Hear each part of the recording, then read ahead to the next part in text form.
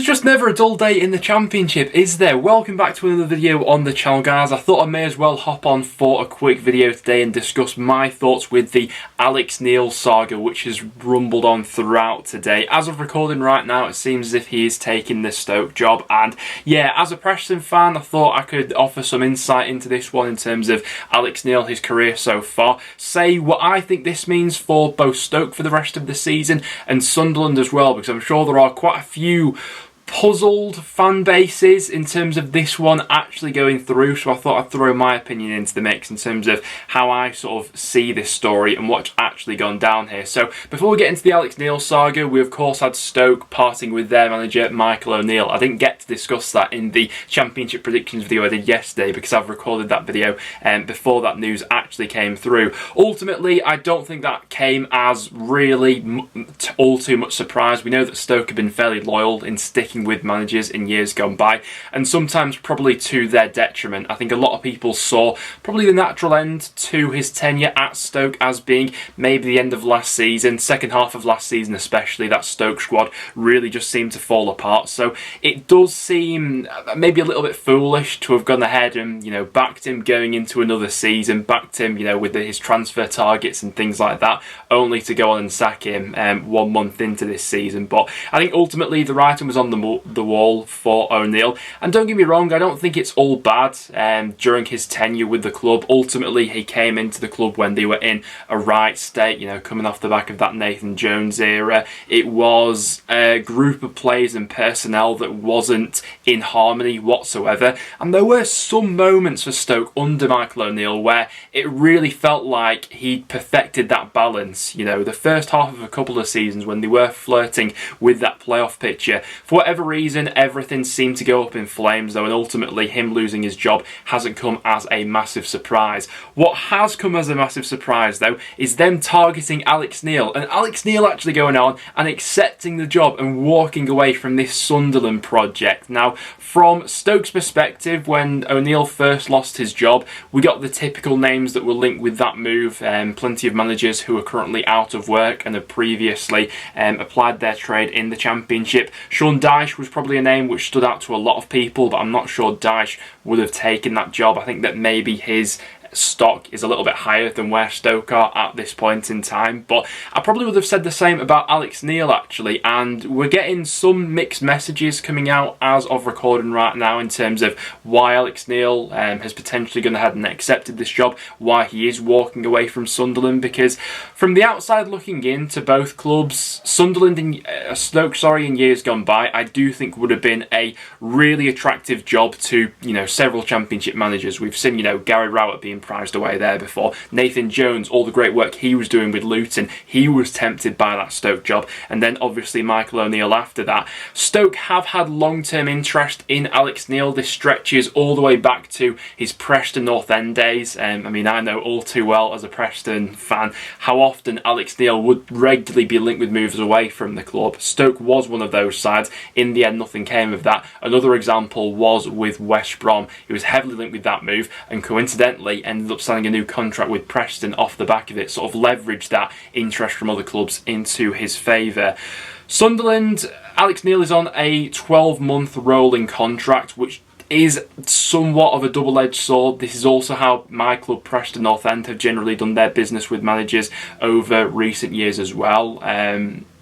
And yeah, it has its advantages and disadvantages, and right here we're seeing that disadvantage. Ultimately, this moves to Stoke financially for Neil will probably go ahead and boost his bank balance. In terms of his family, he's closer to them in the northwest as well, making this move to Stoke. So a few personal points, I do see them playing into this narrative in terms of why he would take the Stoke job, but from, I think, a pure footballing perspective at this point in time, I'm not sure this one makes massive sense, if I'm being honest. There have been some rumblings coming out that Alex Neil hasn't been totally content with the summer transfer business that Sunderland have done. He was maybe expecting a little bit more backing in this transfer window. That's a little bit puzzling to me, I have to admit, given the business that I think Sunderland have done so far this season in this window and the players that they are continuing to be linked to. I actually think this has been a really progressive first transfer window for Sunderland, considering this is their first season back up in the Championship. They've already proven so far this season that they're more than capable of cutting it with the big boys this season. And I think they've actually been really savvy with the deals they picked up. Would Alex Neil and the whole Sunderland fan base have liked more names to come in through the door? Of course they would, but I think that applies to literally every Championship club, so I'm not totally buying that as an excuse to walk away from this project. And at the end of the day, that's what Sunderland are at this point in time. They are a project with a massive upside in terms of potential. We hop over to Stoke, and things are a little bit more muddied in that sense. We've seen, obviously, a lot of money being wasted at Stoke over recent years. As a result of that, they've had to rein it in terms of walking that tightrope of FFP, sailing off some assets as well. And they themselves has been a little bit limited over these last few windows in terms of what they're actually able to do in the transfer window and that wiggle room. So I'm not totally convinced that long term we'll, regularly see Stoke outspending Sunderland because of those limitations around FFP that Stoke are potentially walking on at this point in time. And then we get to the personnel within the squads as well. This Stoke squad is very much set up in the image of Michael O'Neill. They've recruited down that path for that sort of system. I'm not 100% convinced that Alex Neil is the natural fit to go ahead and pick up this group of players and run with it. But I think what Alex Neil has showcased at Sunderland, probably more so than any other of his previous managerial jobs, was how adaptable he actually has been this time around. We've seen Sunderland play with a three at the back system so far this season. Those forward two of Ellis Sims and Russ Stewart with Alex Pritchard in behind. You can see somewhat of a blueprint there for how Stoke squad is currently lining up and how Alex Neil will look to transition that into a Stoke City side. I actually think that with the situation and the way that Stoke have started out this season, there's probably more work to go ahead and turn around that squad than there would be with this Sunderland project to carry on going with how positive they've actually gone ahead and started out this season. The Stoke job has in some ways turned out to be a little bit of a poison chalice in recent years in terms of, Michael O'Neill. He did manage to outlast the previous two managers, but ultimately this one has ended on a sour note. Nathan Jones, who is a top Championship manager, couldn't get it going at Stoke. Neither could Gary Rowett, and he's also proven to be a top manager at Championship level as well. So Alex Neil is having to come into another club with a real state of circumstances, which you could argue he did do when he walked into that Sunderland job. Everything I've just said about there in terms of the Stoke job being really unpredictable, we could have said about the Sunderland job, and he managed to get them promoted up through the playoffs and build on that momentum.